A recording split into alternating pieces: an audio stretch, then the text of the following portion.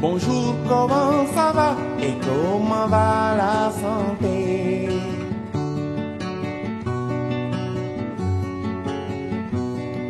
Bonjour, comment ça va et comment va?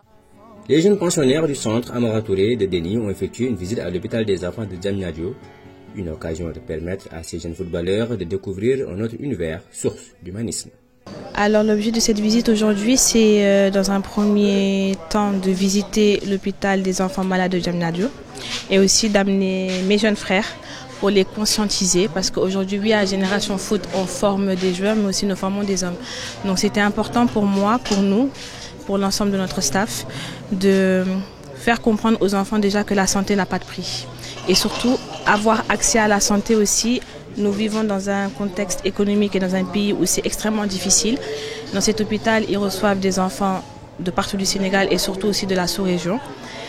Et j'espère qu'aujourd'hui, les jeunes, ils ont pris compte que la santé n'a pas de prix et que c'est hyper important d'aider son prochain. Nous avons pu visiter les enfants malades. Nous étions très émus de venir ici, dans un établissement pareil.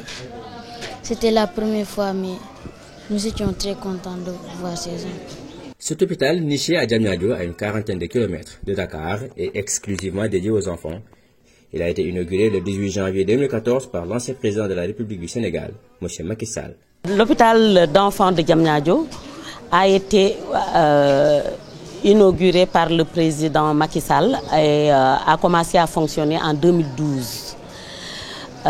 Nous avons une capacité d'accueil de 215 lits et nous recevons en moyenne 300 enfants venus des régions et de la sous-région. Cette visite des jeunes du centre Amara Touré a été positivement appréciée par le personnel de l'hôpital. Recevoir des enfants qui viennent apporter un réconfort à d'autres enfants hospitalisés, ça c'est vraiment une grande joie. C'est avec une grande joie que nous avons accueilli Génération Foot, qu'on connaissait de nom. Maintenant, on a pu palper leur générosité, on a pu palper leur compassion.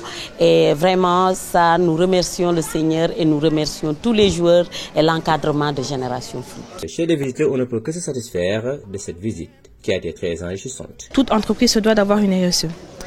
Et à Génération Foot, pour ceux qui ne le savent pas, nous sommes beaucoup dans le social. Le bien qu'on fait autour de nous ne se dit pas, mais c'est important aussi que les gens sachent qu'au-delà du football, nous sommes présents dans le social parce que nous voulons aider autour de nous.